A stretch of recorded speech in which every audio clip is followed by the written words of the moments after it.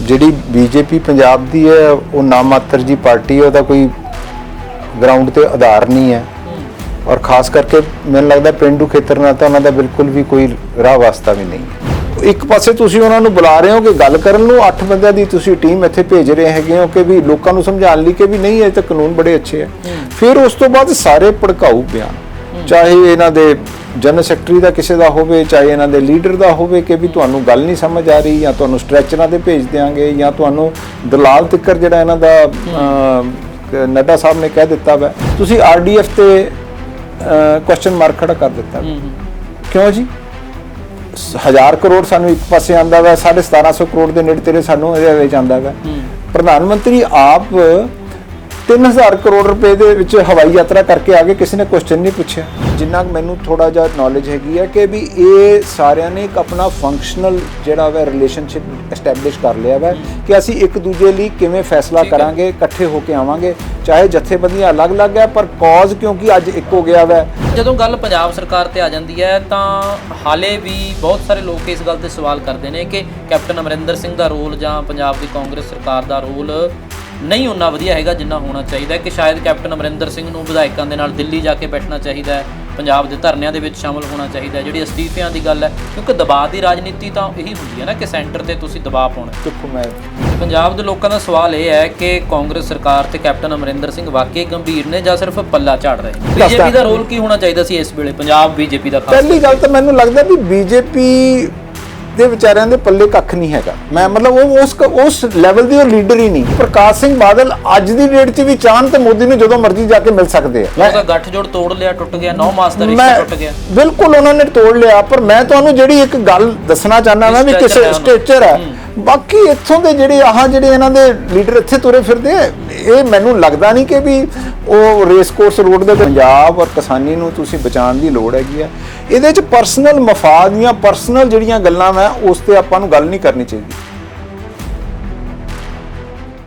ਸਤਿ ਸ਼੍ਰੀ ਅਕਾਲ ਜੀ, ਮੈਂ ਹਾਂ ਰਣਬੀਰ ਸਿੰਘ ਰਾਣਾ ਤੇ ਲਗਾਤਾਰ ਅਸੀਂ ਦੇਖ ਰਹੇ ਹਾਂ ਕਿ ਕਿਸ ਢੰਗ ਦੇ ਨਾਲ ਇਸ ਵੇਲੇ ਪੰਜਾਬ ਅਤੇ ਦਿੱਲੀ ਆਮੋ ਸਾਹਮਣੇ ਹੋ ਚੁੱਕੇ ਨੇ। ਜਿਸ ਢੰਗ ਦੇ ਨਾਲ ਕੇਂਦਰ ਸਰਕਾਰ ਤੇ ਇਹ ਐਲੀਗੇਸ਼ਨ ਲੱਗ ਰਹੇ ਨੇ ਕਿ ਮਾਲ ਗੱਡੀਆਂ ਦੀ ਐਂਟਰੀ ਰੋਕੀ ਗਈ, GST ਦਾ ਪੈਸਾ ਨਹੀਂ ਦਿੱਤਾ ਜਾ ਰਿਹਾ, RDF ਨੂੰ ਵੀ ਰੋਕ ਦਿੱਤਾ ਗਿਆ ਏ। ਇਹ ਸਾਰਾ ਕੁਝ ਇੱਕ ਸਮੇਂ ਤੇ ਹੋ ਰਿਹਾ ਏ ਕਿਉਂਕਿ ਪੰਜਾਬ ਦੇ ਵਿੱਚ ਇਸ ਵੇਲੇ ਖੇਤੀ ਕਾਨੂੰਨਾਂ ਨੂੰ ਰੱਦ ਕਰਵਾਉਣ ਲਈ ਅੰਦੋਲਨ ਚੱਲ ਰਿਹਾ ਹੈ ਜਾਂ ਇਸ ਦੇ ਪਿੱਛੇ ਕੋਈ ਹੋਰ ਮਨਸ਼ਾ ਹੈ? ਕੀ ਕਾਰਨ ਹੈ? ਕਿਉਂਕਿ ਲਗਾਤਾਰ ਕਾਂਗਰਸ ਪਾਰਟੀ ਦੀ ਗੱਲ ਕਰੀਏ, ਅਕਾਲੀ ਦਲ ਦੀ ਗੱਲ ਕਰੀਏ ਤਾਂ ਕੇਂਦਰ ਸਰਕਾਰ ਤੇ ਨਿਸ਼ਾਨੇ ਸਾਧੇ ਜਾ ਰਹੇ ਨੇ। ਇਸੇ ਵਿਸ਼ੇ ਤੇ ਗੱਲਬਾਤ ਕਰਨ ਦੇ ਲਈ ਸਾਡੇ ਨਾਲ ਲੁਧਿਆਣਾ ਇੰਪਰੂਵਮੈਂਟ ਟਰਸਟ ਦੇ ਚੇਅਰਮੈਨ ਰਮਨ ਸੁਬਰਾਮਨੀਅਮ ਜੀ ਮੌਜੂਦ ਨੇ, ਪੰਜਾਬ ਕਾਂਗਰਸ ਦੇ ਸਪੋਕਸਪਰਸਨ ਨੇ। ਰਮਨ ਜੀ, ਸਵਾਗਤ ਹੈ ਤੁਹਾਡਾ। ਸ਼ੁਕਰੀਆ ਜੀ। ਰਮਨ ਜੀ, ਜਿਸ ਢੰਗ ਦੇ ਨਾਲ ਪਿਛਲੇ 20-25 ਦਿਨਾਂ ਤੋਂ ਅਸੀਂ ਦੇਖ ਰਹੇ ਹਾਂ ਪੰਜਾਬ ਦੇ ਵਿੱਚ ਖੇਤੀ ਅੰਦੋਲਨ ਚੱਲ ਰਿਹਾ ਹੈ, ਖੇਤੀ ਕਾਨੂੰਨਾਂ ਨੂੰ ਰੱਦ ਕਰਵਾਉਣ ਦੇ ਲਈ ਦਿੱਲੀ ਦੇ ਵਿੱਚ ਕਿਸਾਨ ਜਥੇਬੰਦੀਆਂ ਦੀ ਮੀਟਿੰਗ ਹੁੰਦੀ ਹੈ, ਪਰ ਇੱਕ ਵੱਡਾ ਸਵਾਲ ਹੁੰਦਾ ਹੈ ਕਿ ਕਿਸਾਨ ਜਥੇਬੰਦੀਆਂ ਨੂੰ ਵਾਰ-ਵਾਰ ਕਿਹਾ ਜਾਂਦਾ ਹੈ ਕਿ ਮਾਲ ਗੱਡੀਆਂ ਨੂੰ ਰਾਹ ਦੇ ਦਿਓ, ਤੇ ਜਦੋਂ ਰਾਹ ਦੇ ਦਿੱਤਾ ਜਾਂਦਾ ਹੈ ਤਾਂ ਹੁਣ ਕੇਂਦਰ ਸਰਕਾਰ ਦੇ ਰੇਲਵੇ ਵਿਭਾਗ ਦੇ ਵੱਲੋਂ ਮਾਲ ਗੱਡੀਆਂ ਤੇ ਰੋਕ ਲਾ ਦਿੱਤੀ ਜਾਂਦੀ ਹੈ। ਦੇਖੋ, ਮੇਰੇ ਹਿਸਾਬ ਨਾਲ ਇਸ ਟਾਈਮ ਦਿੱਲੀ ਸਰਕਾਰ ਪੰਜਾਬ ਦੀ ਸਥਿਤੀ ਬਾਰੇ ਜੀ ਗੰਭੀਰ ਨਹੀਂ ਹੈ। ਸਾਰਾ ਪੰਜਾਬ ਇਸ ਟਾਈਮ ਇੱਕ ਪਾਸੇ ਹੈ ਤੇ ਕੇਂਦਰ ਸਰਕਾਰ ਇੱਕ ਪਾਸੇ। ਜਿਹੜੀ ਬੀਜੇਪੀ ਪੰਜਾਬ ਦੀ ਹੈ ਉਹ ਨਾਮਾਤਰ ਜੀ ਪਾਰਟੀ ਹੈ, ਉਹਦਾ ਕੋਈ ਗਰਾਊਂਡ ਤੇ ਆਧਾਰ ਨਹੀਂ ਹੈ ਔਰ ਖਾਸ ਕਰਕੇ ਮੈਨੂੰ ਲੱਗਦਾ ਪਿੰਡੂ ਖੇਤਰ ਨਾਲ ਤਾਂ ਉਹਨਾਂ ਦਾ ਬਿਲਕੁਲ ਵੀ ਕੋਈ ਰਾਹ ਵਾਸਤਾ ਵੀ ਨਹੀਂ ਹੈ।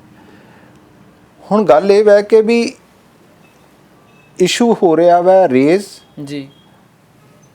ਡੈਮੋਕ੍ਰੇਸੀ ਦੇ ਵਿੱਚ ਸਾਰਿਆਂ ਨਾਲੋਂ ਪਹਿਲਾ ਜਿਹੜਾ ਸਿਧਾਂਤ ਹੈ ਉਹ ਹੈਗਾ ਵਾ ਡਾਇਲੌਗ ਦਾ। ਜੇ ਸਾਡਾ ਡਿਸੈਂਟ ਜਾਂ ਡਿਫਰੈਂਸ ਆਫ ਓਪੀਨੀਅਨ ਹੈ, ਉਹਦਾ ਇੱਕੋ ਇੱਕ ਤਰੀਕਾ ਜਿਹੜਾ ਸਾਡੇ ਸੰਵਿਧਾਨ ਦੇ ਵਿੱਚ ਹੈ ਵੀ ਡਾਇਲੌਗ ਐਂਡ ਡਾਇਲੌਗ ਦੇ ਪਹਿਲੀ ਵਾਰੀ ਡਾਇਲੌਗ ਫੇਲ ਹੋ ਜਾਂਦਾ ਹੈ, ਦੂਜੀ ਵਾਰੀ, ਤੀਜੀ ਵਾਰੀ, ਪਰ ਅਸੀਂ ਉਸ ਹੋਪ ਨੂੰ ਜਿਹਨੂੰ ਕਹੀਏ ਨਾ ਪੱਥਰ ਉੱਤੇ ਜਿਵੇਂ ਪਾਣੀ ਆਪਣੀ ਛਾਪ ਛੱਡਦਾ ਵਾ, ਉਸੇ ਤਰ੍ਹਾਂ ਡੈਮੋਕ੍ਰੇਸੀ 'ਚ ਡਾਇਲੌਗ ਦਾ ਮਹੱਤਵ ਹੈਗਾ। ਟੇਬਲ ਟਾਕ ਜ਼ਰੂਰੀ ਹੈ। ਬਿਲਕੁਲ, ਸਾਰਥਕ ਨਤੀਜੇ ਉਹਦੇ 'ਚ ਹੀ ਨਿਕਲਦੇ ਆ। ਗੱਲਾਂ ਵਿੱਚੋਂ ਹੀ ਗੱਲ ਨਿਕਲੇਗੀ ਤਾਂ ਹੀ ਗੱਲ ਸਮਝ ਆਏਗੀ। ਪਰ ਗਏ ਸੀ ਕਿਸਾਨ, ਤੁਸੀਂ ਦੇਖਿਆ ਹੀ ਨਾ, ਵਾਪਸ ਆਏ ਨੇ। ਮੈਂ ਇਹੀ ਗੱਲ ਤੇ ਆਉਣਾ ਚਾਹੁੰਦਾ ਮੈਂ ਕਿ ਉਹਨਾਂ ਦਾ ਜਿਹੜਾ ਵਤੀਰਾ ਸੀਗਾ ਉਹ ਸਾਡੀ ਜਿਹੜੀ ਪੰਜਾਬ ਦੇ ਲੋਕ ਹੈਗੇ, ਇੱਕ ਸਾਡੀ ਵੱਖਰੀ ਪਹਿਚਾਣ ਹੈ, ਅਸੀਂ ਵੱਖਰੀ ਅਣਖ ਰੱਖਦੇ ਹਾਂ। ਅਸੀਂ ਜਿਹੜੇ ਵਾ ਪਿਆਰ ਦੇ ਮਾਰੇ ਹੈ, ਪਿਆਰ ਦੇ ਭੁੱਖੇ ਹੋਏ ਲੋਕ ਹੈਗੇ ਆ, ਜਿਹੜੇ ਸਾਡੇ ਇੱਜ਼ਤ ਮਾਨ ਨਹੀਂ ਮਿਲਦਾ ਤੇ ਸਾਨੂੰ ਅਸੀਂ ਗੱਲ ਕਰਨ, ਉਹਨਾਂ ਨੇ ਪਹਿਲੇ ਸੱਟ ਹੀ ਆਪਣਾ ਜਿਹੜਾ ਉਹ ਟਰਸਟ ਡੈਫਿਸਿਟ ਜਿਹੜਾ ਪਹਿਲਾਂ ਚੱਲ ਰਿਹਾ ਸੀਗਾ, ਪਹਿਲਾਂ ਤਾਂ ਤੁਸੀਂ ਇਸ ਐਡੇ ਵੱਡੇ ਕਾਨੂੰਨ ਲੈ ਕੇ ਆ ਗਏ, ਕਿਸਾਨਾਂ ਨੂੰ ਤੁਸੀਂ ਇਨਵੋਲਵ ਨਹੀਂ ਕੀਤਾ। ਆਰਡੀਨੈਂਸ ਜਿਸ ਤਰ੍ਹਾਂ ਪਾਸ ਹੋਏ ਹੈਗੇ ਆ, ਬਿੱਲ ਬਣੇ ਆ, ਉਹਦੇ ਵਿੱਚ ਵੀ ਦੇਖੋ ਸਾਰੀ ਪਾਰਲੀਮੈਂਟ ਖੜੀ ਹੋ ਗਈ। ਉਸ ਤੋਂ ਬਾਅਦ ਜਦੋਂ ਸਾਰੇ ਦੇ ਸਾਰੇ ਲੋਕ ਜਿਹੜੇ ਹੈਗੇ ਆ ਇਸ ਰੋਹ ਦੇ ਵਿੱਚ ਆ ਗਏ ਵੀ ਇਹ ਕਾਨੂੰਨ ਜਿਹੜੇ ਆ ਕਿਸਾਨ ਮਾਰੂ ਹੈ, ਤੁਸੀਂ ਜਿਨ੍ਹਾਂ ਨੂੰ ਕਹਿੰਦੇ ਪਏ ਹੋ ਬੜੀ ਚੰਗੇ ਕਾਨੂੰਨ ਹੈਗੇ ਆ, ਇੱਕ ਪਾਸੇ ਤੁਸੀਂ ਉਹਨਾਂ ਨੂੰ ਬੁਲਾ ਰਹੇ ਹੋ ਕਿ ਗੱਲ ਕਰਨ ਨੂੰ, 8 ਬੰਦਿਆਂ ਦੀ ਤੁਸੀਂ ਟੀਮ ਇੱਥੇ ਭੇਜ ਰਹੇ ਹੈਗੇ ਹੋ ਕਿ ਵੀ ਲੋਕਾਂ ਨੂੰ ਸਮਝਾਉਣ ਲਈ ਕਿ ਵੀ ਨਹੀਂ ਇਹ ਤਾਂ ਕਾਨੂੰਨ ਬੜੇ ਅੱਛੇ ਆ।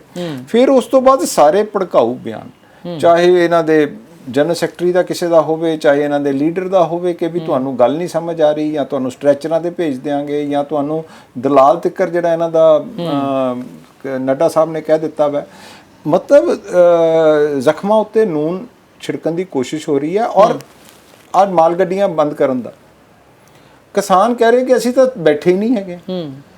ਤੁਸੀਂ ਅੱਗੇ ਜਦੋਂ ਮਾਲ ਗੱਡੀਆਂ ਜਦੋਂ ਭੇਜਦੇ ਸੀ, ਕਿਹੜੀ ਤੁਸੀਂ ਸਾਡੇ ਤੋਂ ਐਫੀਡੇਵਿਟ ਲੈ ਕੇ ਭੇਜਦੇ ਸੀ ਜਾਂ ਕਿਹੜੀਆਂ ਗਰੰਟੀਆਂ ਲੈ ਕੇ ਭੇਜਦੇ ਸੀ? ਜਦੋਂ ਕਿਸਾਨ ਜਿਹੜੇ ਸਟੇਕ ਹੋਲਡਰ ਹੈਗੇ ਆ ਉਹ ਆਪ ਇਹ ਕਹਿ ਰਹੇ ਕਿ ਅਸੀਂ ਨਹੀਂ ਇਨਵੋਲਵਡ ਹੈਗੇ ਆ ਤੇ ਤੁਹਾਨੂੰ ਭੇਜਣ 'ਚ ਕੀ ਹਰਜ ਹੈ? ਮਨਸ਼ਾ ਕੀ ਹੈ? ਫਿਰ ਪਹਿਲੀ ਗੱਲ ਇੱਕ ਹੋਰ ਹੁੰਦਾ ਵਾ ਕਿ ਜਦੋਂ ਅਸੀਂ ਆਪਣਾ ਰਿਲੇਸ਼ਨ ਵਿਗੜ ਗਏ ਹੋਣ, ਜਦੋਂ ਆਪਾਂ ਨੂੰ ਵੱਡਾ ਜਿਹੜਾ ਬੰਦਾ ਹੁੰਦਾ ਵਾ, ਜਿਹੜਾ ਵੱਡਾ ਭਰਾ ਹੁੰਦਾ ਵਾ ਜਾਂ ਘਰ ਦਾ ਬਜ਼ੁਰਗ ਹੁੰਦਾ, ਜਿਹਦੇ ਵਿੱਚ ਇੱਥੇ ਸੈਂਟਰ ਸਰਕਾਰ ਹੈ, ਉਹ ਤੁਹਾਡੇ ਨਾਲ ਗੱਲਬਾਤ ਕਰਕੇ ਜਿੰਨਾ ਤਿੱਕਰ ਤੁਹਾਨੂੰ ਜੋ ਚੀਜ਼ ਮਿਲਦੀ ਪਈ ਆ ਉਹ ਤਾਂ ਲਵੋ ਤੁਸੀਂ। ਤੁਹਾਨੂੰ ਲੱਗਦਾ ਹੈ ਕਿ ਸੀਐਮ ਸਾਹਿਬ ਦੇ ਨਾਲ ਡਾਇਲਾਗ ਹੋਣਾ ਚਾਹੀਦਾ ਸੀਗਾ ਰੇਲਵੇ ਮਿਨਿਸਟਰ ਦਾ ਵੀ, ਹਾਲਾਂਕਿ ਲੈਟਰ ਮੈਨੂੰ ਲੱਗਦਾ ਲਿਖੀ ਹੈ ਸੀਐਮ ਸਾਹਿਬ ਨੇ। ਮੈਂ ਕਹਿੰਦਾ ਮੈਂ ਵੀ ਰੇਲਵੇ ਮਿਨਿਸਟਰ ਕਿਉਂ ਜੀ, ਗੱਲ ਹੀ ਸਿੱਧੀ ਪ੍ਰਾਈਮ ਮਿਨਿਸਟਰ ਕਿਉਂ ਨਹੀਂ ਕਰ ਲੈਂਦੇ ਜੀ? ਜਦੋਂ ਪ੍ਰਾਈਮ ਮਿਨਿਸਟਰ ਤੁਸੀਂ ਛੋਟੀ ਗੱਲ ਤੇ ਟਵੀਟ ਤਾਂ ਕਰ ਦਿੰਦੇ ਹੋ, ਕਿਸੇ ਨੂੰ ਬਰਥਡੇ ਤੇ, ਕਿਸੇ ਦੇ ਕੁੱਤੇ ਤੇ, ਕਿਸੇ ਦੇ ਬਿੱਲੀ ਤੇ ਤੁਸੀਂ ਟਵੀਟ ਕਰ ਦਿੰਦੇ ਹੋ, ਤੇ ਤੁਸੀਂ ਐਡੇ ਵੱਡੇ ਮੁੱਦੇ ਤੇ ਅੱਜ ਤੱਕ ਤੁਹਾਡਾ ਕੋਈ ਬਿਆਨ ਹੀ ਹੈ ਨਹੀਂ। ਪਰ ਕੈਪਟਨ ਸਾਹਿਬ ਨੂੰ ਭਰੋਸਾ ਦੇ ਦੇਣਾ ਚਾਹੀਦਾ ਸੀ ਨਾ, ਜੇ ਪੀਐਮ ਨੂੰ ਜਾਂ ਰੇਲਵੇ ਮਿਨਿਸਟਰ ਨੂੰ, ਕਿ ਸਾਡੇ ਟਰੈਕ ਕਲੀਅਰ ਨੇ। ਜਦੋਂ ਹੈ ਹੀ ਖਾਲੀ ਹੈ ਜੀ, ਤੁਸੀਂ ਪ੍ਰਤੱਖ ਨੂੰ ਪ੍ਰਮਾਣ ਕੀ ਹੈਗਾ ਕਿ ਕੀ ਐਫੀਡੇਵਿਟ ਦੇ ਦਈਏ ਅਸੀਂ? ਦੱਸੋ ਕਿਸ ਚੀਜ਼ ਦਾ? ਤੁਹਾਡੇ ਕੋਲੇ ਐਡੀ ਇੰਟੈਲੀਜੈਂਸ ਹੈ, ਤੁਹਾਡੇ ਕੋਲੇ ਇੰਟੈਲੀਜੈਂਸ ਬਿਊਰੋ ਹੈ, ਤੁਸੀਂ 1 ਮਿੰਟ ਦੇ ਵਿੱਚ ਜਿਹੜੀ ਮਰਜ਼ੀ ਚੱਪੇ ਦੀ ਤੁਸੀਂ ਰਿਪੋਰਟ ਲੈ ਲਓ।